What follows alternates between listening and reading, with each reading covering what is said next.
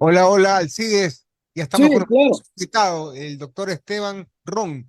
Doctor, claro buen que día. sí, Hugo Landívar lo saluda. Seguimos con las inquietudes de Alcides Montilla, por favor. claro Muchas que gracias. sí. Doctor, ¿qué tal? Buenos días. Doctor Esteban Ron Castro. Él es constitucionalista, decano de la Facultad de Ciencias Sociales y Jurídicas de la Universidad Internacional SEC. He leído algunos comentarios suyos, doctor Ron, y respecto a esa propuesta que ha hecho el presidente electo del tema de la consulta. Usted dice que no es el momento, no hay los temas, etcétera. ¿Nos puede explicar un poco su argumento, doctor Castro? Claro, muy buenos días, Alcides. Gracias por la paciencia. Perdón, tuve un No se inconveniente acá en la preocupe. universidad. Muy considerado al estar siempre con ustedes. A ver, Claro que sí. ¿qué es lo que pasa con el tema de la consulta popular? Las consultas populares, como mecanismos de democracia directa, tiene que observársela desde tres puntos focales. El primero de ellos es el tiempo operativo que requiere una consulta popular. Ya nos ha dicho el presidente electo, Daniel Noboa, ya nos ha dicho la vicepresidenta electa, Verónica Abad, que vamos a ir con un tema de consulta popular en los próximos meses, ¿sí? ¿Qué es lo que van a tener que hacer ellos? Tienen aproximadamente 2 meses, hasta el 22 de diciembre, para preparar las preguntas. Una vez que las preguntas estén listas, Alcides, pasarán a la Corte Constitucional para que sea revisada por la Corte Constitucional.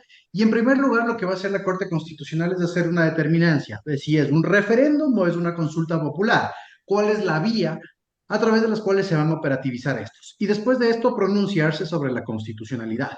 Recordemos tema o tratamiento que dura al menos 30 días, es decir, hablemos de un mes. Y no creo que el presidente Novoa de inmediato y una vez sentado en Carondelet envíe el proyecto de consulta popular. Después de esto y después de las determinaciones de la consulta popular, la Corte Constitucional podría observarlas. Y recordemos que la Corte Constitucional está siendo muy tajante en ese sentido. De hecho, el presidente Lazo presentó dos proyectos de consulta popular, pasó solo una y alrededor de 8 preguntas se quedaron en el control de constitucionalidad. ¿Sí? Recordemos eso. Entonces, puede ser que las preguntas que se planteen no satisfagan la constitucionalidad que se requiere para ser consultadas a los ecuatorianos. Ahí tenemos 2 meses más.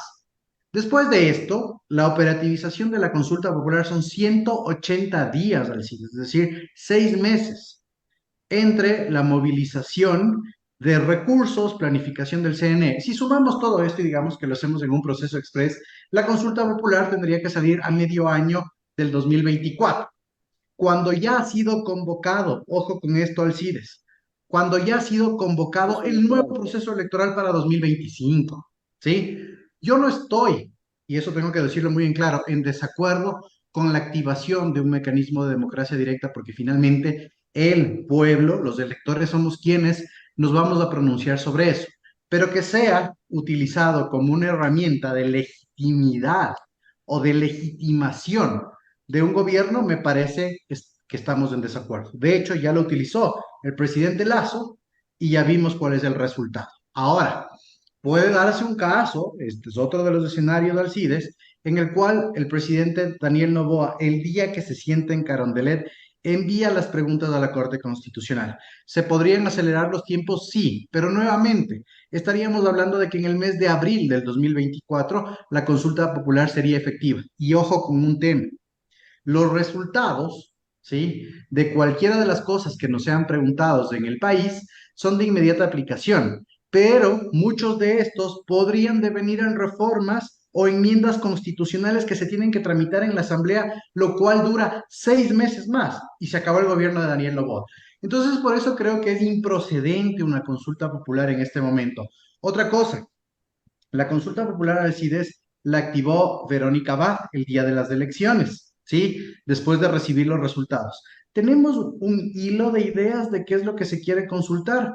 He explorado lo que acertadamente medios de comunicación nacional han recogido en los últimos días las declaraciones de Verónica Abad y que nos dice, vamos a consultar estabilidad laboral y empleo, nada más. seguridad. ¿Qué se me ocurre que podemos ser consultados en el ámbito de seguridad? El tema de que las Fuerzas Armadas empiecen a actuar conjuntamente con la Policía Nacional en determinados sectores. Es decir, que la seguridad interna del país también sea atendida por la Fuerza Armada, no solo la externa. Creo que esa es la única pregunta que nos han dejado ver, en este caso, presidente y vicepresidente electos, pero no veo una secuencia lógica en los tiempos a seguir al CIDES. Doctor, pero dadas las emergencias con las que estamos en el país, ¿verdad? Todos, no solamente el Ejecutivo, puede ser la Asamblea que reciba alguna reforma que tenga que ser implementada, o también la Corte Constitucional. Pero vamos a la emergencia, doctor. Si usted tiene una emergencia, ¿verdad? Usted no está haciendo el trámite 5, 10, 20, 30, 6, 8, 10 meses. Vamos a la emergencia. A través de una emergencia como la que tenemos, seguridad, el niño, la crisis económica, etcétera, ¿podemos hacer una consulta de esa naturaleza? No, porque tiene, a ver, apartamos de algo. Los paralelismos de la administración pública al CIDES son siempre valederos. ¿A qué me refiero?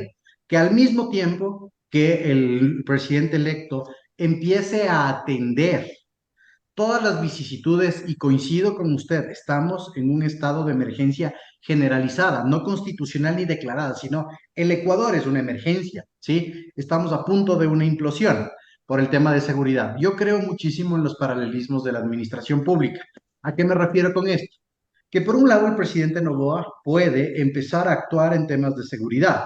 Al mismo tiempo, su equipo jurídico puede preparar las preguntas. Al mismo tiempo, puede trabajarse en el tema de salud y provisionamiento de medicamentos de manera inmediata. Y al mismo tiempo, se puede trabajar en la reforma laboral y o tributaria.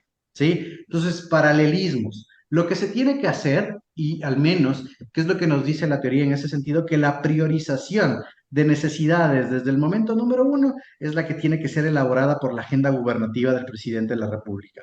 Ok, vamos con consulta popular y que nos den un hilo de certeza a los electores, sea que se votó por la opción de Daniel Noboa o que no se votó por la opción de Daniel Noboa, que después de electores pasamos a ser ciudadanos, ¿sí? Afectados por las vicisitudes de inclemencias del Estado y de fenómenos en general del país, que nos den una certeza de por dónde va a ir la consulta popular.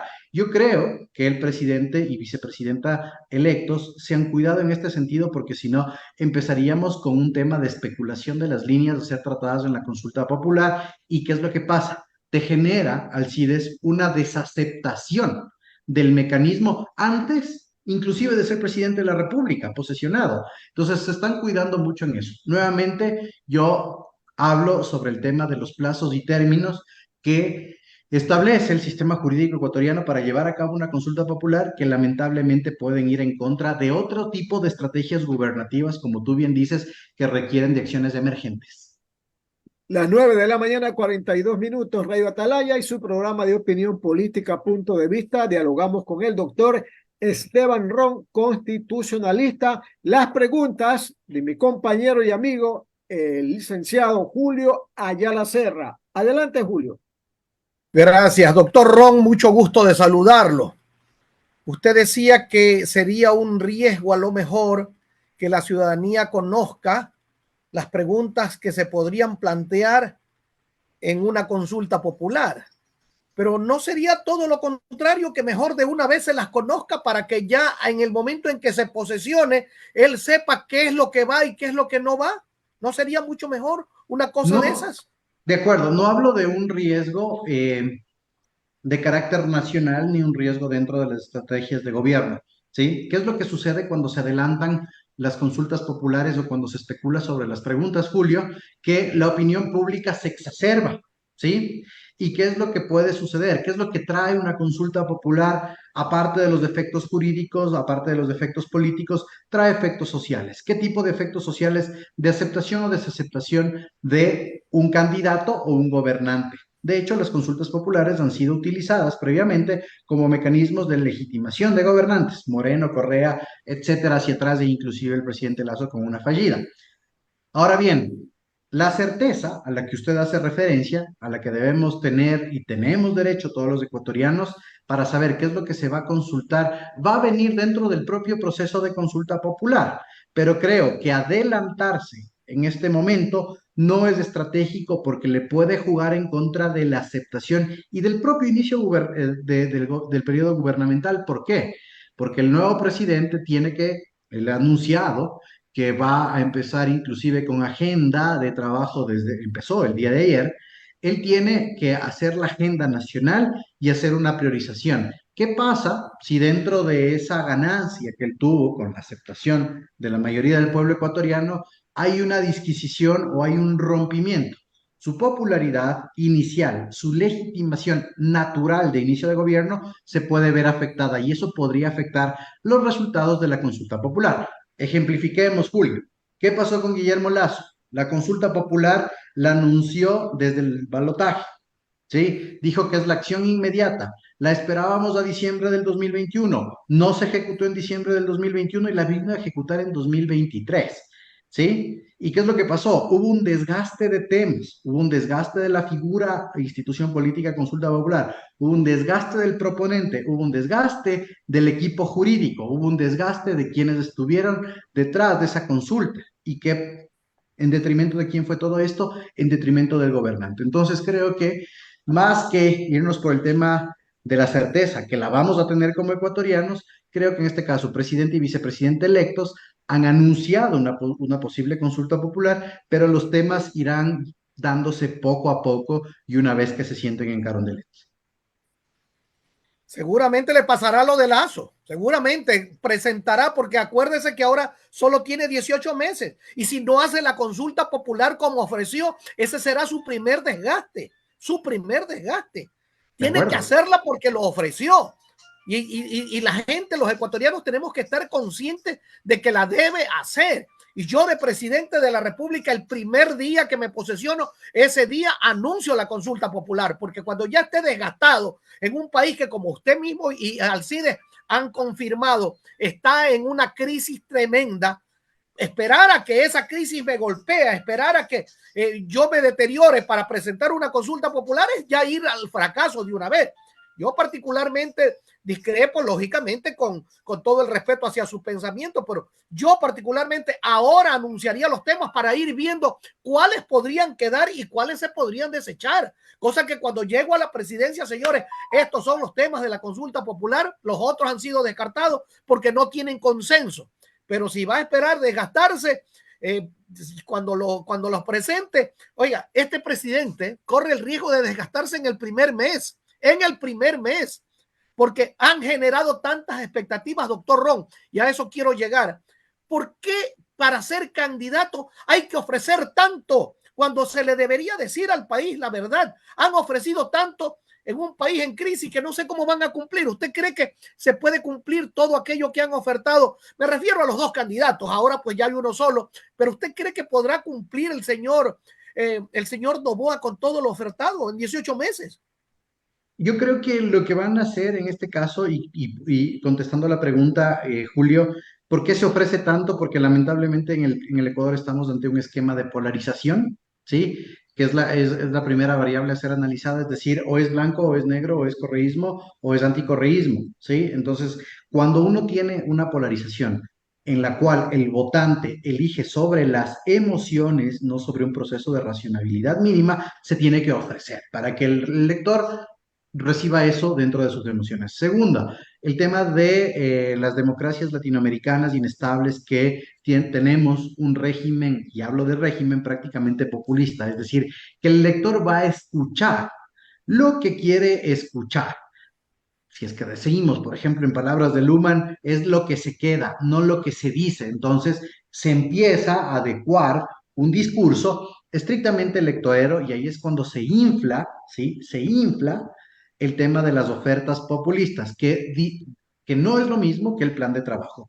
Y finalmente, que el plan de trabajo, ¿sí? No es el mecanismo de ofrecimiento adecuado ni es el plan gubernativo. ¿Por qué? Porque el plan de trabajo, según el sistema democrático ecuatoriano, Constitución y Código de la Democracia, puede ser fiscalizado y devenir en una posible revocatoria del mandato y Los políticos tienen ahora el know-how de cómo hacer un plan de trabajo que logre sortear esto. Entonces, no es una herramienta de fiscalización. Es por eso que se tiene que ofrecer tanto. Y dentro de los ofrecimientos tenemos categorizaciones de los ofrecimientos. Categorizaciones, por ejemplo, circunstanciales y temporales, es decir, las actuaciones inmediatas, la política pública inmediata. El tema de seguridad, cárceles, fronteras, puertos y aeropuertos, que ya lo dijo el presidente electo Noboa. Segunda cosa, el tema mediato. ¿Cuál es el tema mediato según lo que puedo dilucidar del discurso? Porque estamos dilucidando, interpretando, porque no tenemos certeza todavía, Julio. El tema de empleo y el tema impositivo, digamos que ese es el inmediato. Y el que es en perspectiva futuro es el tema de la alineación del ámbito económico con estabilidad fiscal, porque anunció también el presidente Noboa que irá o se presentarán proyectos de ley económica urgente. Entonces, con todo ese cúmulo de cosas se tiene que ofrecer para obtener el voto. Vamos al tema de la consulta popular para irlo cerrando. El tema de consulta popular, lamentablemente, como institución de democracia directa, ha sido vaciado en el Ecuador. ¿Y a qué me refiero vaciado? A que ha sido utilizado con fines que no tienen que ver con la estructura del Estado, sino con fines de aprobación, ¿sí? Primera consulta de Rafael Correa, primera consulta popular de Rafael Correa, una consulta de readecuación gubernamental a las necesidades del momento y también para proyectar la figura de aceptación del mismo. La consulta popular de Lenín Moreno, recordemos que es la consulta popular mejor votada en favorabilidad a un gobernante de la historia ecuatoriana, que subió los porcentajes de aceptación del expresidente Moreno al 80% y que tuvo una votación favorable de un sí rotundo. De hecho, el propio presidente Moreno la categorizó en esta campaña electoral como la consulta que dio el inicio del fin del correísmo, ¿sí? Mira solo la elocución ahí, Julio, cómo nos está diciendo el expresidente Moreno. Es una herramienta de legitimación política. Ahora bien, si el presidente Noboa anuncia la consulta popular y realmente se la va a utilizar para hacer una reestructura del Estado, de acuerdo, pero no que sea como una maniobra populista. ¿Y por qué te digo que puede caer en maniobra populista? Porque si yo, ¿sí? Julio Ayala, Alcides Montilla, somos de un equipo asesor, de un político, decimos, ok, yo anuncio consulta popular, pero estos son mis temas. Por lo menos anuncio los temas, Julio. Lo único que sabemos es un tema de empleo y de seguridad. No sabemos nada más. En palabras de Verónica Abad, ni siquiera de Daniel Noboa. Y eso es lo que asusta, eso es lo que a mí me da bastante recelo porque puede devenir en lo mismo que pasó con Guillermo Lazo. Consulta fallida en el primer año, consulta fallida en el segundo año, consulta fallida, con votos en tercer año y con una Corte Constitucional que además le dijo, presidente, no pregunte cosas que ya están en la Constitución, porque ¿sabes qué develó eso, Julio? Desconocimiento de la estructura del Estado. Cuando el presidente Lazo intentó eliminar el CPCCS, que yo tampoco estoy de acuerdo con esa institución, la Corte le dijo, presidente Lazo, yo ya me pronuncié, esto es de enmienda constitucional, no consulta popular. ¿Sí? Y ese es el desgaste en el cual no puede incurrir Daniel Noboa, ¿sí? Justamente por tu aseveración, porque el gobierno es corto. Yo soy partidario que en este caso los gobiernos transicionales, no de transición, sino transicionales, como este, ¿sí? Que tiene un diferente significado, es decir, que parte de la estructura de la secuencia constitucional y legal están ahí, ¿sí? No son una transición forzada, tienen que, o al menos la funcionalidad de esta es estrictamente ejecutiva. Es decir, desde el Ejecutivo, la prioridad de Daniel Noboa es ejecutar política pública desde él como presidente. Estudio, planificación, ejecución, evaluación. No depender de los contrapesos naturales, ¿sí? Perdón, de los contrapesos institucionales. Porque cuando se empieza a contrapesar el poder empiezan las primeras fricciones y el ámbito gubernativo de Daniel Noboa se va a ir reducido.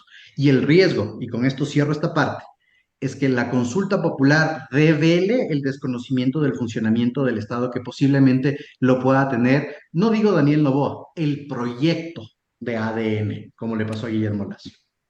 Gracias, doctor Hugo Landívar Orellana, por favor, continúe con el diálogo. Muchas gracias, Julito. Doctor Ron, a ver, yo aquí tengo dos comentarios. El primero, para continuar lo que usted acaba de mencionar, voy a leer un tuit importante esta mañana del señor Fabricio Vela, que dice, atención, la consulta popular no es la primera opción. Esteban Quirola, quien forma parte del entorno más cercano a Daniel Noboa, aclaró a primera hora que el presidente electo buscará primero un consenso político en la Asamblea Nacional.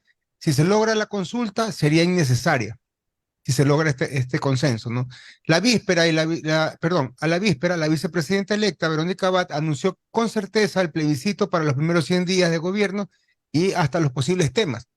¿Cuál es su opinión acerca de esto, doctor Ron? Que no hay consenso, ¿sí? Que no hay consenso, porque definitivamente, a ver, hagamos un análisis de la secuencia del discurso del presidente electo Noboa. El presidente electo Noboa, en el debate de la segunda vuelta, anunció la consulta popular o dijo posible consulta popular. En ese momento, la moderadora le dijo, pero ¿cuáles son los temas? Y él habló, seguridad, empleo, tributo, muy genérico, es decir, no fue anunciado. En segundo lugar, seguimos en esa secuencia y después del debate, el tema de la consulta popular no fue tratado más por el candidato Noboa. Y este se activa cuando Verónica Abad recibe los resultados en Quito y dice, empezaremos con la consulta popular. Y Fabricio, ¿sí? Con toda la suspicacia de periodismo, de periodismo político, ¿sí? Con su sapiencia y con su experiencia, dice eso. O sea, cuando uno ya empieza a confrontar, ¿sí? A enfrentar los criterios que nos van diciendo de la consulta popular, el concepto de la misma se empieza a caer, ¿sí? Ya Daniel Noboa me dice que no es prioridad, pero su presidenta me dice que sí es prioridad y me habla de dos temas, nuevamente, seguridad y empleo, pero escuetamente. Entonces, ¿en qué nos quedamos? ¿En qué punto nos quedamos? Justamente por los riesgos de organización y de timing político que esta trae. Entonces, creo que ya empieza el equipo cercano de Noboa, ¿sí? A poner retro al tema de la consulta popular. Salvo que se dé la situación que Julio decía, me siento en Carondelet y el decreto número 2 es la consulta popular. Eso cambiaría totalmente las cosas. Así es, doctor. Otra cosa, entrevistamos en la mañana a la presidenta del Consejo de Participación Ciudadana y Control Social, la abogada Nicole Bonifaz, y ayer al señor Andrés Fantoni. Los dos tienen un nuevo, no llamemos sistema, sino un nuevo marco que se le podría dar a este Consejo de Participación. ¿En qué sentido? En que, ¿para qué está hecho? Porque siempre lo hemos visto, corríjame, solamente la designación de autoridades, lo hemos visto muy político con los antiguos presidentes que la mayoría han sido defenestrados, ¿no? En todo caso, el Consejo de Participación, el fin de esta institución es controlar o fiscalizar, quizás no es la palabra adecuada, a las demás instituciones, ¿no? Mediante la ciudadanía y la academia. Ahí voy con la academia. Ella dijo el día de hoy que ha firmado 2 convenios con 2 universidades importantes del país para que a través de las diferentes facultades puedan revisar las actuaciones de diferentes instituciones.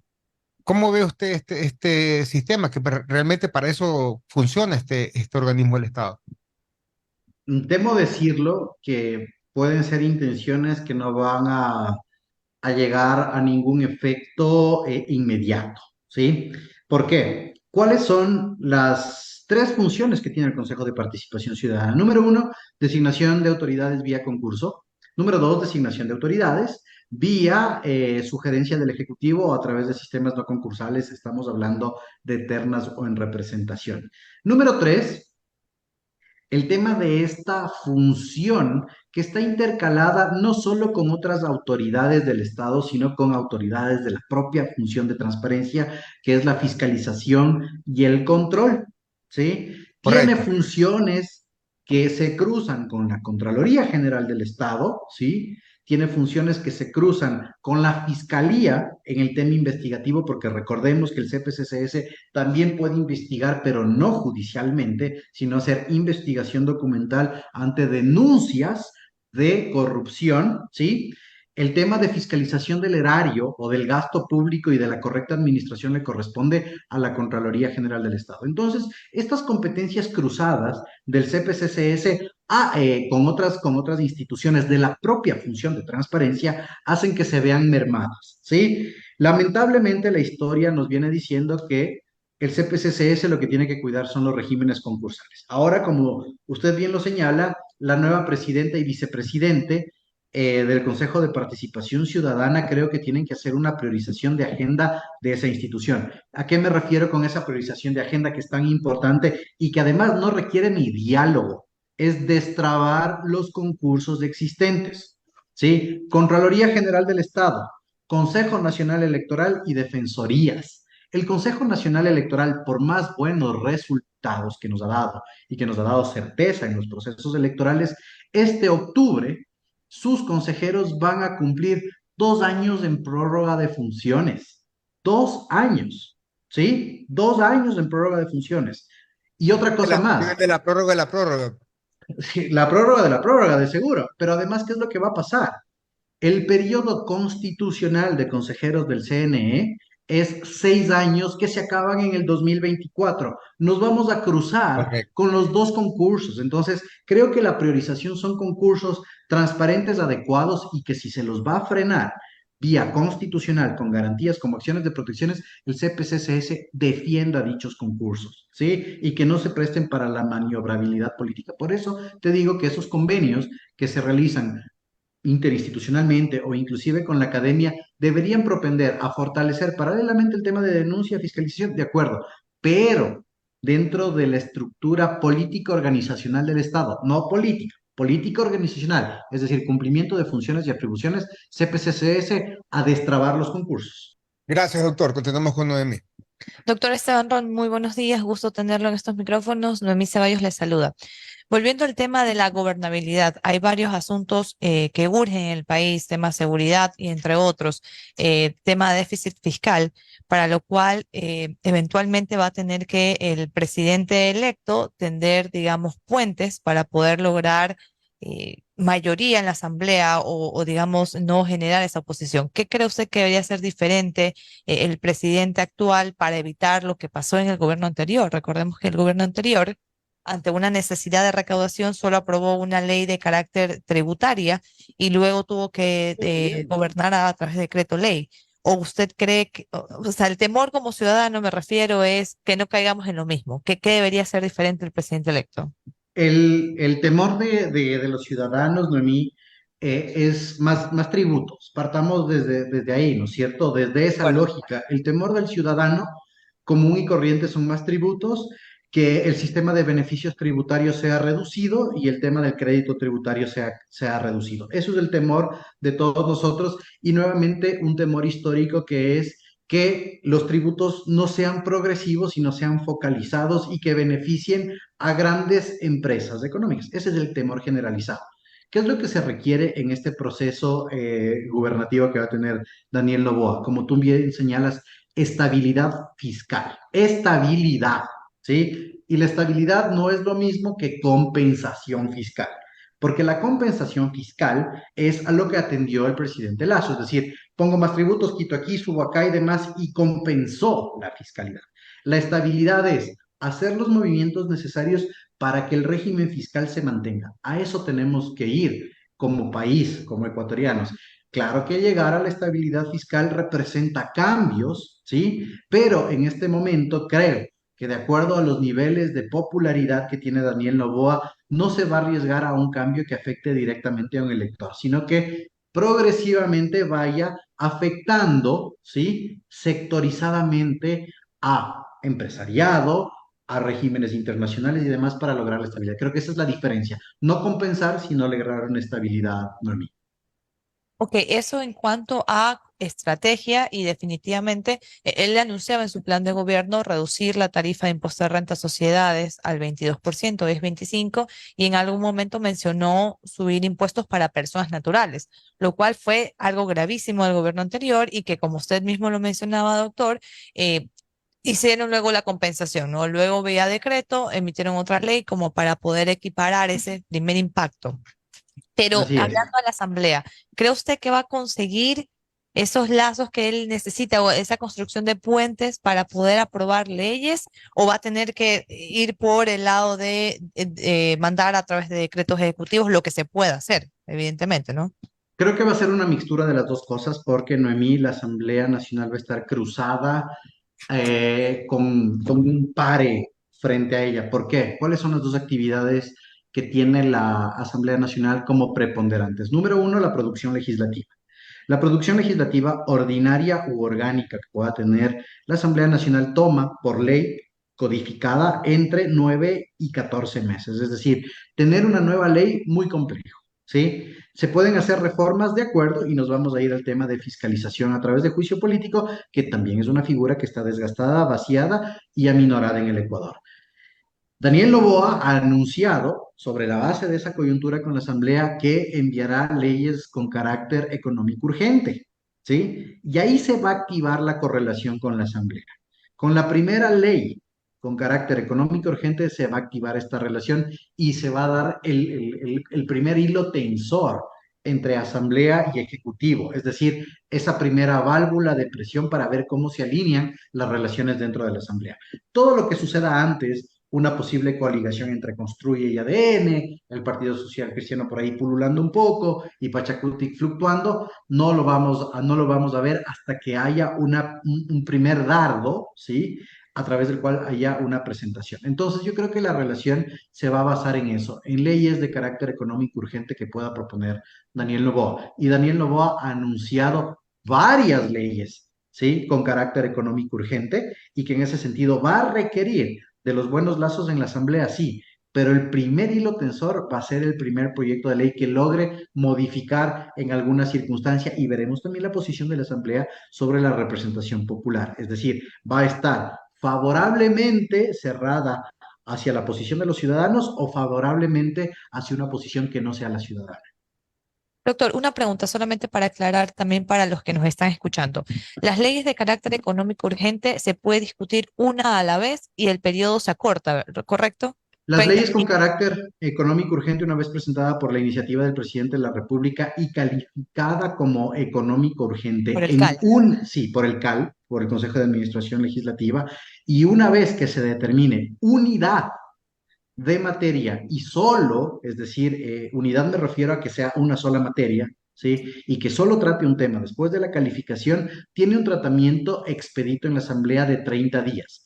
Mientras se tramita una ley económica urgente, no se puede tramitar otra, ¿sí? Se puede tramitar una ordinaria en materia económica, sí, pero otra económica urgente no. Tanto así es que el propio presidente electo Daniel Noboa ha dicho que si es necesario, él enviará mensualmente leyes con carácter económico urgente.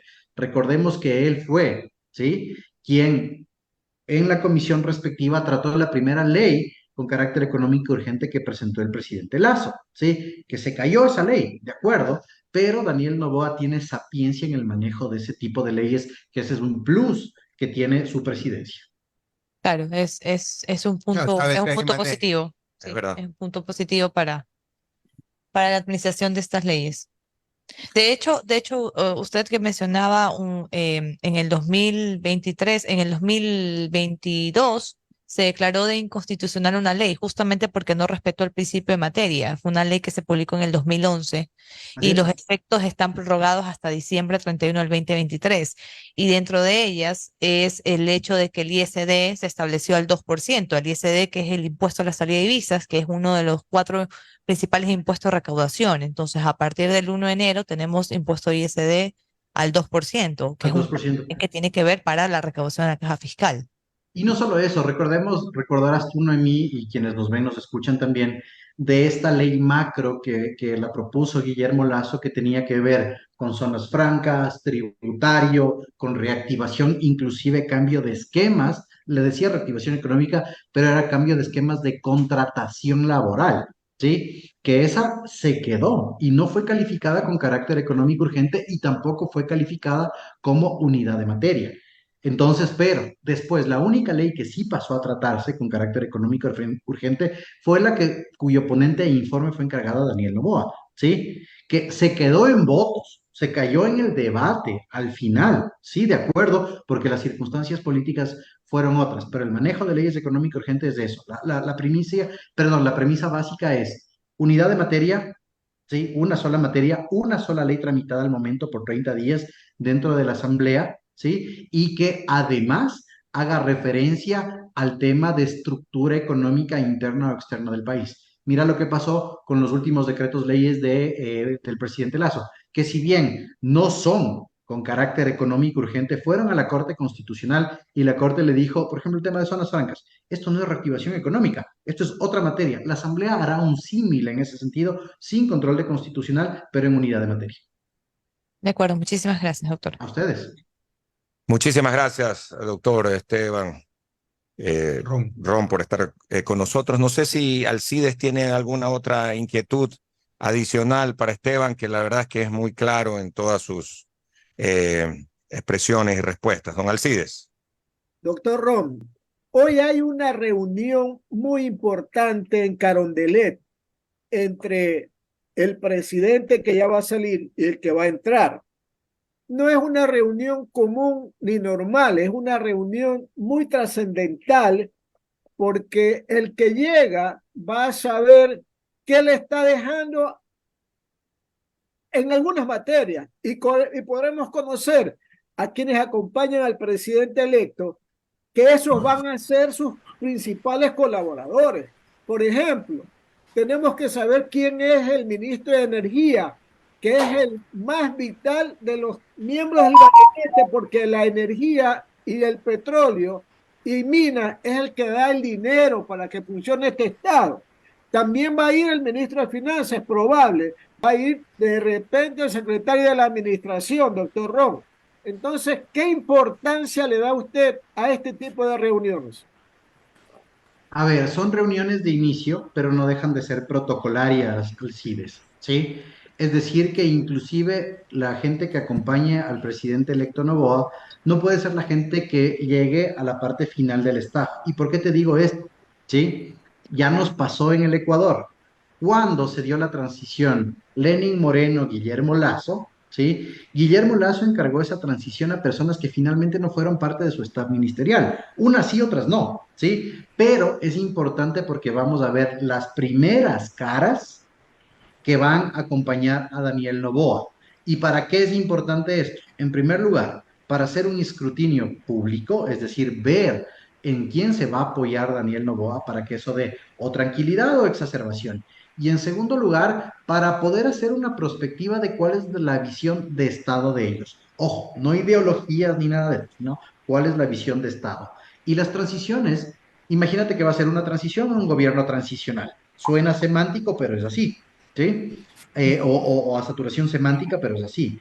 Pero nos va a ver o nos va a dar una visión de cuán serio, cuán importante se está tomando la transición y qué continuidad va a haber de ciertas prácticas del gobierno de Guillermo Lazo. Por ejemplo, te digo un tema en continuidad, ¿sí? El tema de prevención de riesgos, con un fenómeno del niño que empieza a finales de noviembre, cuando Lazo todavía es presidente. Ojo con eso, ¿sí? Entonces, ahí veremos en el tema de seguridad, perdón, en el tema de riesgos, de ley vamos a estar con los ojos en el tema de seguridad interna y externa, Alcides.